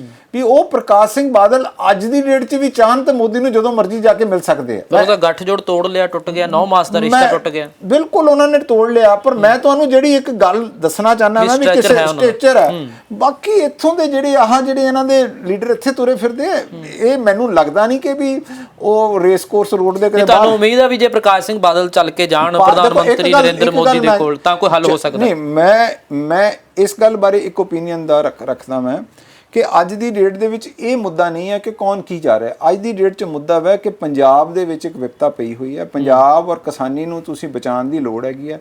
ਇਹਦੇ 'ਚ ਪਰਸਨਲ ਮਫਾਦ ਜਾਂ ਪਰਸਨਲ ਜਿਹੜੀਆਂ ਗੱਲਾਂ ਵਾ ਉਸ ਤੇ ਆਪਾਂ ਨੂੰ ਗੱਲ ਨਹੀਂ ਕਰਨੀ ਚਾਹੀਦੀ। ਗੱਲ ਇਹ ਕਰਨੀ ਚਾਹੀਦੀ ਹੈ ਜੋ ਅੱਜ ਕਰ ਸਕਦਾ ਵਾ ਉਸ ਨੂੰ ਇਹ ਨਹੀਂ ਸੋਚਣਾ ਚਾਹੀਦਾ ਵੀ ਮੇਰੇ ਕੋਲੇ 10 ਬੰਦੇ ਆਣ ਤਾਂ ਮੈਂ ਜਾਊਂਗਾ। ਜੇ ਉਹਦੇ ਦਿਲ ਦੇ ਵਿੱਚ ਇਹ ਯਕੀਨ ਹੈ ਕਿ ਵੀ ਮੈਂ ਇੱਕ ਵਾਰੀ ਤਾਂ ਜਾ ਕੇ ਦੇਖ ਲਵਾਂ, ਹੋ ਸਕਦਾ ਉਹ ਨਾ ਮੰਨੇ, ਹੋ ਸਕਦਾ ਉਹ ਬਿਲਕੁਲ ਨਾ ਮੰਨੇ, ਉਹ ਕਾਰਨ ਉਹ ਨਹੀਂ ਮੰਨੇਗਾ, ਮੈਂ ਵੀ ਗੱਲ ਕਰਦਾ, ਪਰ ਦਿਲ ਦੇ ਵਿੱਚ ਇਹ ਲਾਂਭਾ ਨਹੀਂ ਰਹੂਗਾ ਕਿ ਵੀ ਮੈਂ ਕੋਸ਼ਿਸ਼ ਨਹੀਂ ਕੀਤੀ। ਮੇਰੀ ਤੁਸੀਂ ਗੱਲ ਸਮਝਣ ਦੀ ਕੋਸ਼ਿਸ਼ ਕਰੋ। ਉਹ ਇਸ ਟਾਈਮ ਕਿਉਂਕਿ ਜਿਹੜੀ ਬੀਜੇਪੀ ਹੈਗੀ ਆ ਉਸ ਗ੍ਰਿਫਤ 'ਚ ਆ ਚੁੱਕੀ ਹੋਈ ਹੈ ਕਿ ਉਹ ਆਪਣੇ ਜਿਹੜੇ ਕਰੋਨੀ ਕੈਪੀਟਲਿਸਟ ਹੈਗੇ ਆ, ਜਿਨ੍ਹਾਂ ਨੇ ਉਹਨਾਂ ਨੂੰ ਫਾਈਨਾਂਸ ਕਰਨਾ, ਮੈਂ ਉਹਨਾਂ ਦੇ ਇਲੈਕਸ਼ਨ ਫਾਈਨਾਂਸ ਕਰਨੇ ਆ, ਔਰ ਜਿਨ੍ਹਾਂ ਦੇ ਨਾਲ ਉਹ ਸਮਝਦੇ ਆ ਕਿ ਇਹਨਾਂ ਪੈਸਿਆਂ ਦੇ ਬਲਬੂਤੇ ਦੇ ਵਿੱਚ ਅਸੀਂ ਜਿਹੜਾ ਵਾ ਆਪਣੀ ਸੱਤਾ ਦਾ ਖੇਡ ਖੇਡਣਾ ਵਾ, ਉਹਨਾਂ ਦੇ ਮਫਾਦ ਨੂੰ ਉਹ ਅੱਜ ਦੀ ਡੇਟ 'ਚ ਇਗਨੋਰ ਨਹੀਂ ਕਰ ਸਕਦੇ। ਪਰ ਬਹੁਤ ਲੋਕ ਜਿਹੜੇ ਪੰਜਾਬ ਦੇ ਜਾਂ ਬੁੱਧੀਜੀਵੀ ਇਹ ਗੱਲ ਮੰਨਦੇ ਨੇ ਕਿ ਬਹੁਤ ਜਿਹੜੇ ਸ਼ਾਸਕ ਨੇ ਉਹ ਹੋ ਕੇ ਚਲੇ ਗਏ, ਬਹੁਤ ਸ਼ਾਸਕ ਆਏ, ਹਿਟਲਰ ਤੋਂ ਲੈ ਕੇ ਅਬਦਾਲੀ ਤੋਂ ਲੈ ਕੇ ਔਰੰਗਜ਼ੇਬ ਤੋਂ ਲੈ ਕੇ ਬਹੁਤ ਆਏ, ਤੇ ਇਸ ਵੇਲੇ ਕਿਉਂਕਿ ਪੰਜਾਬ ਭਾਰਤ ਦਾ ਹੀ ਹਿੱਸਾ ਹੈ ਤਾਂ ਕਿਹੋ ਜਿਹਾ ਵਰਤਾਅ ਜਿਹੜਾ ਇਹ ਭਾਰਤ ਦੀ ਸਰਕਾਰ ਵੱਲੋਂ ਪੰਜਾਬ ਨਾਲ ਹੋਣਾ ਚਾਹੀਦਾ? ਤੁਸੀਂ ਦੇਖੋ, ਗੱਲ ਇਹ ਹੈ ਕਿ ਇੱਕ ਗੱਲ ਮੈਂ ਅੱਜ ਵੀ ਆਪਣੇ ਫੇਸਬੁੱਕ ਤੇ ਲਿਖਿਆ ਸੀਗਾ ਕਿ ਇਹ ਜਿਹੜੀਆਂ ਪਾਵਰ ਜਾਂ ਪੋਜੀਸ਼ਨ ਹੁੰਦੀਆਂ ਨਾ, ਇਹ ਤੁਹਾਡਾ ਅਸਲ ਰੂਪ ਕੀ ਹੈ ਤੁਹਾਡੇ ਸਾਹਮਣੇ ਬਾਹਰ ਲੈ ਕੇ ਆ ਜਾਂਦੀਆਂ। ਕਿਉਂਕਿ ਇਹ ਤੁਹਾਨੂੰ, ਜੇ ਤਾਂ ਤੁਸੀਂ ਚੰਗੇ ਬੰਦੇ ਹੋ ਫਿਰ ਤੁਸੀਂ ਲੱਖੋਗੇ ਵੀ ਤੁਸੀਂ ਲੋਕਾਂ ਦੀ ਚੰਗਿਆਈ ਵਾਲੇ ਪਾਸੇ ਤੁਰੋਗੇ, ਤੁਸੀਂ ਭਲੇ ਵਾਲੇ ਕੰਮ ਕਰੋਗੇ, ਤੁਸੀਂ ਉਹ ਕਰੋਗੇ। ਕਿਉਂਕਿ ਜਿਹੜੀ ਪਾਵਰ ਐਂਡ ਅਥਾਰਟੀ ਹੁੰਦੀ ਆ ਆਪਣੇ ਆਪ ਦੇ ਵਿੱਚ ਬੜਾ ਜ਼ਬਰਦਸਤ ਸਰੂਰ ਪੈਦਾ ਕਰਦੀ ਹੈ। ਜਦੋਂ ਉਹਨੂੰ ਲੱਗਦਾ ਵਾ ਵੀ ਮੈਂ ਤਾਂ ਹਾਤਮ ਤਾਈ ਹਾਂ, ਕਹਿੰਦੇ ਉਹ ਇੱਕ ਬੜਾ मशहूर शेर है, कहता जो शख्स तुझसे पहले यहाँ तख्त नशी था उसको भी खुदा होने का तुझसा यकीन था। तो ये कई बारी बंदियां नूं भुलेखा पै जाता भी मैं रब बन गया मैं, ते ਉਹ ਲੋਕੀ ਕੱਢ ਦਿੰਦੇ ਉਹਦਾ ਭੁਲੇਖਾ। ਡੈਮੋਕ੍ਰੇਸੀ ਦੇ ਵਿੱਚ ਅੱਛੀ ਗੱਲ ਤਾਂ ਇਹ ਹੈ ਕਿ ਵੀ ਆਪਣਾ ਇਲੈਕਟੋਰਲ ਡੈਮੋਕ੍ਰੇਸੀ ਬੜੀ ਸਟਰੋਂਗ ਹੋਈ ਹੈ। 70 ਸਾਲ ਦੇ ਵਿੱਚ ਲੋਕਾਂ ਨੂੰ ਇੱਕ ਗੱਲ ਤਾਂ ਅਸੀਂ ਸਿਖਾ ਦਿੱਤੀ ਹੈ ਨਾ ਕਿ ਵੋਟ ਕਿਵੇਂ ਕਰਨੀ ਹੈ, ਵੋਟ ਦਾ ਅਧਿਕਾਰ ਕੀ ਹੈ। ਲੋਕਾਂ ਨੂੰ ਹਰ ਨੂੰ ਪਤਾ ਹੈ ਵੀ ਅੱਜ ਮੇਰੇ ਵੋਟ ਦਾ ਅਧਿਕਾਰ ਹੈ ਤੇ ਮੈਂ ਵਰਤਣਾ ਕਿਵੇਂ। ਠੀਕ ਹੈ ਰਮਨ ਜੀ, ਲਾਸਟ ਸਵਾਲ ਹੈ ਕਿ ਪੰਜਾਬ ਦੇ ਵਿੱਚ ਕਿਉਂਕਿ ਜਿਸ ਢੰਗ ਦੇ ਨਾਲ ਇਸ ਵੇਲੇ ਹੋ ਰਿਹਾ ਹੈ ਸਾਰਾ ਕੁਝ, ਕਿ ਅਰਾਜਕਤਾ ਨਾ ਫੈਲੇ, ਕਿਵੇਂ ਦਾ ਮਾਹੌਲ ਜਿਹੜਾ ਸ਼ਾਂਤ ਰਹੇ, ਕਿਉਂਕਿ ਖਦਸ਼ੇ ਨੇ ਬਹੁਤ ਸਾਰੇ ਜਿਹੜੇ। ਮੈਂ ਤੁਹਾਨੂੰ ਇਸ ਗੱਲ ਜਿਹੜੇ ਤੁਸੀਂ ਗੱਲ ਕਹੀ ਹੈ, ਪੰਜਾਬ ਦੇ ਵਿੱਚ ਸ਼ਰਾਰਤੀ ਅਨਸਰਾਂ ਦੀ ਕਮੀ ਕੋਈ ਨਹੀਂ ਹੈ, ਪਰ ਅਸੀਂ ਇਹ ਪਿਛਲੇ 20-30 ਸਾਲਾਂ ਦੇ ਵਿੱਚ ਜਿਹੜੇ ਖਾਸ ਕਰਕੇ ਟੈਰਰਿਜ਼ਮ ਦੇ ਫੇਸ ਤੋਂ ਬਾਅਦ ਹਰੇਕ ਸਰਕਾਰ ਨੇ ਇਹ ਕੋਸ਼ਿਸ਼ ਕੀਤੀ ਹੈ ਕਿ ਵੀ ਉਹਨਾਂ ਨੂੰ ਤਾਬ ਤੇ ਰੱਖਿਆ, ਉਹਨੂੰ ਕੰਟਰੋਲ ਕੀਤਾ ਜਾਵੇ। ਸਰਕਾਰ ਜਦੋਂ ਸਾਡੀ ਬਣੀ ਸੀ ਕਿ ਅਸੀਂ ਚਾਹੇ ਟੈਰਰਿਸਟ ਦੇ ਇਸ਼ੂ ਸੀਗੇ, ਅਸੀਂ ਉਹਨਾਂ ਨੂੰ ਸੋਲਵ ਕਰਕੇ ਉਹਨਾਂ ਨੂੰ ਨੈਪ ਕੀਤਾ। ਜਿਹੜੇ ਕੋਈ ਬਾਹਰ ਬੈਠੇ ਲੋਕ ਇੱਥੇ ਭੜਕਾ ਕਰਦੇ ਸੀ, ਅਸੀਂ ਉਹਨਾਂ ਦੇ ਅਗੇਂਸਟ ਕਾਰਵਾਈ ਕੀਤੀ। ਜਿਹੜਾ ਕੋਈ ਗੈਂਗਸਟਰ ਕਲਚਰ ਸੀਗੇ, ਜਿਹੜੇ ਵੱਡੇ ਵੱਡੇ ਗੈਂਗਸਟਰ ਸੀ, ਜਾਂ ਤਾਂ ਉਹ ਜੇਲ੍ਹ 'ਚ ਹੈ ਅਤੇ ਜਾਂ ਉਹ ਉਹਨਾਂ ਨੂੰ ਮਾਰ ਦਿੱਤਾ ਗਿਆ ਜਾਂ ਉਹ ਭੱਜੇ ਹੋਏ ਇੱਥੋਂ ਦੀ। ਪਰ ਜਦੋਂ ਉਹਨਾਂ ਨੂੰ ਇੱਕ ਫਰਟਾਈਲ ਗਰਾਊਂਡ ਮਿਲਦੀ ਹੈ, ਜਦੋਂ ਉਹਨਾਂ ਨੂੰ ਲੋਕਲ ਸਿੰਪਥੀ ਮਿਲਦੀ ਹੈ, ਜਦੋਂ ਆਪਾਂ ਕਹੀਏ ਵੀ ਵੱਤ ਆ ਜਾਂਦੀ ਹੈ, ਕਿ ਉਸ ਟਾਈਮ ਫਿਰ ਇਹੋ ਜਿਹੇ ਲੋਕ ਦੁਬਾਰਾ ਵਾਪਸ ਆ ਕੇ ਆਪਣੇ ਜਿਹੜੇ ਭੋਲੇ ਭਾਲੇ ਲੋਕਾਂ ਨੂੰ ਉਹ ਫੁਸਲਾ ਸਕਦੇ ਆ, ਉਹ ਭੋਲੇ ਭਾਲੇ ਲੋਕਾਂ ਨੂੰ ਵਰਤ ਸਕਦੇ ਆ। ਇਹ ਗੱਲ ਦਾ ਤਾਂ ਖਦਸ਼ਾ ਹਮੇਸ਼ਾ ਸਾਡੇ ਕੋਲੇ ਰਹਿੰਦਾ ਹੀ ਹੈਗਾ ਵਾ, ਔਰ ਸੀਐਮ ਸਾਹਿਬ ਇਸ ਦੇ ਬਾਰੇ ਬਹੁਤ ਜ਼ਿਆਦਾ ਪਾਰਟਿਕੂਲਰ ਹੈਗੇ। ਅੱਜ ਹੀ ਮੀਡੀਆ ਚੱਲਦਾ ਪਿਆ ਵਾ ਵੀ ਖਾਲਿਸਤਾਨ ਦਾ ਕੋਈ ਥ੍ਰੈਟ ਹੈਗਾ ਵਾ। ਬਿਲਕੁਲ, ਆਈਬੀ ਦਾ ਅਲਰਟ ਆਇਆ ਕਿ ਬਿਹਾਰ ਇਲੈਕਸ਼ਨ ਦੇ ਵਿੱਚ ਪ੍ਰਧਾਨ ਮੰਤਰੀ ਮੋਦੀ ਤੇ ਖਾਲਿਸਤਾਨੀ ਅਟੈਕ ਕਰ ਸਕਦੇ ਨੇ ਇਸ ਢੰਗ ਦਾ। ਪਰ ਇਹੀ ਤਾਂ ਮੈਂ ਗੱਲ ਕਹਿਣਾ ਵੀ ਇਸ ਗੱਲ ਇਹ ਗੱਲ ਪਰ ਮੈਨੂੰ ਤੁਸੀਂ ਪੰਜਾਬ ਨਾਲ ਫੇਰ ਜੋੜੀ ਜਾ ਰਹੀ ਹੈ ਗੱਲ। ਇੱਕ ਗੱਲ ਸਮਝਾਉਣ ਦੀ ਲੋੜ ਫਿਰ ਮੈਂ ਤੁਹਾਨੂੰ ਕਹਿਣਾ ਪਿਆ, ਮੈਂ ਇੱਕ ਗੱਲ ਕਿ ਮੋਦੀ ਸਾਹਿਬ ਤਾਂ ਪੰਜਾਬ ਦੇ ਇੰਚਾਰਜ ਵੀ ਰਹੇ ਨੇ ਐਜ਼ ਅ ਬੀਜੇਪੀ ਦੇ ਜਦੋਂ ਕਾਰਜਕਰਤਾ ਸੀਗੇ, ਉਹ ਤਾਂ ਪੰਜਾਬ ਦੇ ਇੱਥੇ ਹਰ ਚੀਜ਼ਾਂ ਦੇ ਵਾਕਫ ਵੀ ਰਹੇ ਨੇ। ਉਹ ਘੱਟੋ ਘੱਟ ਹੋਰ ਨਹੀਂ ਤਾਂ ਆਪਣੇ ਜਿਹੜੇ ਪੁਰਾਣੇ ਜਿਹੜੇ ਸਾਥੀ ਮਿੱਤਰ ਹੈ ਉਹਨਾਂ ਨੂੰ ਫੋਨ ਕਰਕੇ ਇਹ ਤਾਂ ਪੁੱਛ ਲੈਣ ਕਿ ਮੈਨੂੰ ਕੀ ਕਰਨਾ ਚਾਹੀਦਾ। ਕਿ ਜੇ ਪੰਜਾਬ ਔਰ ਹਰਿਆਣਾ ਦੇਖੋ, ਅੱਜ ਹਰਿਆਣੇ ਦੇ ਵਿੱਚ ਜਿਹੜੀ ਪੰਜਾਬ ਦੇ ਵਿੱਚ ਕਿਸਾਨ ਸ਼ਾਂਤਮਈ ਕਿਉਂ ਹੈ? ਕਿਉਂਕਿ ਅੱਜ ਦੀ ਡੇਟ ਸਰਕਾਰ ਉਹਨਾਂ ਨਾਲ ਸਿੰਪੈਥੈਟਿਕ ਹੈ ਪੰਜਾਬ ਦੀ। ਅਸੀਂ ਉਹਨਾਂ ਤੇ ਕੋਈ ਧੱਕਾ ਨਹੀਂ ਕਰਦੇ ਪਏ, ਅਸੀਂ ਉਹਨਾਂ ਨੂੰ ਸਮਝਾਉਂਦੇ ਪਏ ਹਾਂ ਕਿ ਵੀ ਸਾਡੀ ਮਦਦ ਕਰੋ। ਹਰਿਆਣੇ ਦੇ ਵਿੱਚ ਦਬਾਇਆ ਜਾ ਰਿਹਾ, ਹਰਿਆਣੇ ਵਿੱਚ ਡਿਸਕੰਟੈਂਟ ਹੈ ਔਰ ਉੱਥੇ ਇਹ ਡਿਸਕੰਟੈਂਟ ਫੁੱਟੇਗਾ। ਤੁਸੀਂ ਦੇਖ ਲੈਣਾ ਕਿ ਆਉਣ ਵਾਲੇ ਟਾਈਮ ਦੇ ਵਿੱਚ ਇਹ ਚੀਜ਼ਾਂ ਜਿਹੜੀਆਂ ਇੰਬੈਲੈਂਸ ਕ੍ਰੀਏਟ ਕਰ ਰਿਹਾ, ਇਹਦੇ ਨਾਲ ਨੁਕਸਾਨ ਹੋਏਗਾ। ਰਮਨ ਜੀ, ਜਿੱਥੇ ਕਾਂਗਰਸ ਦੀਆਂ ਸਰਕਾਰਾਂ ਨੇ, ਚਾਹੇ ਆਮ ਆਦਮੀ ਪਾਰਟੀ ਦੀ ਸਰਕਾਰ ਹੈ ਜਾਂ ਗੈਰ ਭਾਜਪਾ ਵਾਲੀਆਂ ਸਰਕਾਰਾਂ ਨੇ, ਚਾਹੀਦਾ ਨਹੀਂ ਸੀ ਵੀ ਪੰਜਾਬ ਵਿਧਾਨ ਸਭਾ ਵਾਂਗ ਉੱਥੇ ਵੀ ਰੈਜ਼ੋਲੂਸ਼ਨ ਮਤੇ ਪਾਏ ਜਾਂਦੇ, ਬਿੱਲ ਪਾਸ ਹੁੰਦੇ। ਛੱਤੀਸਗੜ੍ਹ ਵਗੈਰਾ ਤਾਂ ਉਹਨਾਂ ਨੇ ਕਰ ਦਿੱਤਾ ਹੈਗਾ ਵਾ ਫਾਈਨਲ, ਤੇ ਰਾਜਸਥਾਨ ਨੇ ਵੀ ਕਹਿ ਦਿੱਤਾ ਵਾ। ਪੰਜਾਬ ਜਿਹੜੀਆਂ ਕਾਂਗਰਸ ਦੀਆਂ ਸਰਕਾਰਾਂ ਹੈਗੀਆਂ ਉਹ ਤਾਂ ਇਹਨਾਂ ਨੂੰ ਕਰ ਦੇਣਾ ਵਾ। ਦੇਖੋ, ਜਿੱਥੋਂ ਤੱਕ ਆਮ ਆਦਮੀ ਪਾਰਟੀ ਦੀ ਸਰਕਾਰ ਹੈਗੀ ਆ, ਉਹ ਹੈਗੀ ਹੈ ਕੇਜਰੀਵਾਲ ਸਾਹਿਬ ਦੀ। ਕੇਜਰੀਵਾਲ ਸਾਹਿਬ ਦਾ ਸਾਡੇ ਪੰਜਾਬ ਨਾਲ ਕੋਈ ਇਮੋਸ਼ਨਲ ਕਨੈਕਟ ਨਹੀਂ ਹੈਗਾ। ਤੁਸੀਂ ਮੇਰੀ ਗੱਲ, ਉਹ ਇੱਕ ਐਕਸਪੈਰੀਮੈਂਟ ਕਰਦੇ ਆ ਇੱਥੇ ਜਿਹੜੇ ਆਮ ਆਦਮੀ ਪਾਰਟੀ ਵਾਲੇ ਇੱਥੇ ਭਗਵੰਤ ਮਾਨ ਸਮੇਤ ਵੱਡੇ ਵੱਡੇ ਆਗੂ ਘੁੰਮਦੇ ਨੇ, ਕਹਿੰਦੇ ਨੇ ਕਿ ਅਸੀਂ ਕਿਸਾਨਾਂ ਦੇ ਨਾਲ। ਮੇਰੀ ਗੱਲ ਸੁਣੋ, ਸਰਕਾਰ ਉਹਨਾਂ ਦੀ ਪਾਰਟੀ ਦੇ ਆਗੂ ਹੈਗੇ ਆ ਤੇ ਉਹ ਉੱਥੇ ਜਾ ਕੇ ਕਰਾ ਲੈਣ। ਸਾਨੂੰ ਤਾਂ ਕੋਈ, ਅਸੀਂ ਤਾਂ ਵੈਲਕਮ ਕਰਾਂਗੇ, ਸਾਨੂੰ ਕੋਈ ਇਤਰਾਜ਼ ਨਹੀਂ ਹੈ, ਪਰ ਫੈਸਲਾ ਉਹਨਾਂ ਨੇ ਲੈਣਾ ਵਾ। ਮੈਂ ਪਰ ਤਾਂ ਵੀ ਗੱਲ ਸਮਝਾਉਣਾ ਪਿਆ ਮੈਂ ਵੀ, ਕਿਉਂਕਿ ਜਿਹੜੀ ਆਮ ਆਦਮੀ ਪਾਰਟੀ ਹੈਗੀ ਆ, ਉਹ ਦੇ ਲੈਕ ਐਕਸਪੀਰੀਅੰਸ, ਉਹਨਾਂ ਨੂੰ ਸਮਝ ਕਈ ਚੀਜ਼ਾਂ ਦੀ ਨਹੀਂ ਹੈਗੀ ਹੈ। ਉਹ ਹਰ ਗੱਲ ਨੂੰ ਜਿਹੜੀ ਹੈਗੀ ਹੈ ਉਹਨੂੰ ਉਛਾਲਣ ਦੀ ਕੋਸ਼ਿਸ਼ ਕਰਦੇ ਹੈਗੇ ਆ, ਤੇ ਇਸ ਕਰਕੇ ਮੈਂ ਉਹਨਾਂ ਨੂੰ ਸੀਰੀਅਸਲੀ ਨਹੀਂ ਲੈਂਦਾ। ਔਰ ਮੈਂ ਬਿਲਕੁਲ ਇਸ ਗੱਲ ਦਾ ਯਕੀਨ ਹੈ ਮੈਨੂੰ ਕਿ ਵੀ 2022 ਦਾ ਜਿਹੜਾ ਇਲੈਕਸ਼ਨ ਹੋਏਗਾ ਉਹਦੇ ਵਿੱਚ ਆਮ ਆਦਮੀ ਪਾਰਟੀ ਤਾਂ ਬਿਲਕੁਲ ਹੀ ਨਿਬੜ ਜਾਏਗੀ। ਚਲੋ, ਬਹੁਤ ਧੰਨਵਾਦ ਰਮਨ ਸੁਬਰਾਮਨੀਅਮ ਜੀ ਸਮਾਂ ਦੇਣ ਦੇ ਲਈ। ਰਮਨ ਸੁਬਰਾਮਨੀਅਮ ਹੋਰਾਂ ਦੀ ਨਾਲ ਅਸੀਂ ਗੱਲਬਾਤ ਕੀਤੀ ਹੈ। ਬੇहद ਗੰਭੀਰ ਢੰਗ ਦੇ ਨਾਲ ਉਹਨਾਂ ਨੇ ਆਪਣੀ ਸਾਰੀ ਗੱਲ ਰੱਖੀ ਹੈ ਕਿ ਕਿਸ ਢੰਗ ਦੇ ਨਾਲ ਜਿਹੜੀਆਂ ਕੇਂਦਰ ਦੀਆਂ ਸਰਕਾਰਾਂ ਸੋਚ ਰਹੀਆਂ ਨੇ, ਕਿਸ ਢੰਗ ਨਾਲ ਪੰਜਾਬ ਦੀ ਸਰਕਾਰ ਇਸ ਵੇਲੇ ਕੰਮ ਕਰ ਰਹੀ ਹੈ, ਪੋਲੀਟੀਸ਼ੀਅਨ ਨੂੰ ਕੀ ਕਰਨਾ ਚਾਹੀਦਾ ਹੈ, ਪੰਜਾਬ ਦੇ ਲੋਕਾਂ ਨੂੰ ਕੀ ਕੁਝ ਕਰਨਾ ਚਾਹੀਦਾ ਹੈ। ਪਰ ਇੰਨਾ ਜ਼ਰੂਰ ਹੈ ਕਿ ਸੰਘਰਸ਼ ਹਾਲੇ ਲੰਬਾ ਏ। ਜਿੱਤ ਸੰਘਰਸ਼ 'ਚੋਂ ਮਿਲਣੀ ਆ, ਪਰ ਕਿੰਨਾ ਲੰਬਾ ਚੱਲਦਾ ਹੈ ਇਹ ਦੇਖਣਾ ਹੋਏਗਾ। ਪਰ ਕੇਂਦਰ ਦੀ ਸਰਕਾਰ ਨੂੰ ਜ਼ਰੂਰ ਇੱਕ ਵਾਰ ਟੇਬਲ ਟਾਕ ਦੇ ਡਾਇਲੋਗ ਦੇ ਜ਼ਰੀਏ ਗੱਲਬਾਤ ਜ਼ਰੂਰ ਵੱਖ-ਵੱਖ ਰਾਜਾਂ ਦੀ, ਖਾਸ ਕਰ ਪੰਜਾਬ ਦੀ ਸੁਣਨੀ ਚਾਹੀਦੀ ਹੈ। ਫਿਲਹਾਲ ਕੈਮਰਾਮੈਨ ਦਰਸ਼ਨ ਦਰਸ਼ੀ ਦੇ ਨਾਲ ਰਣਬੀਰ ਸਿੰਘ ਰਾਣਾ।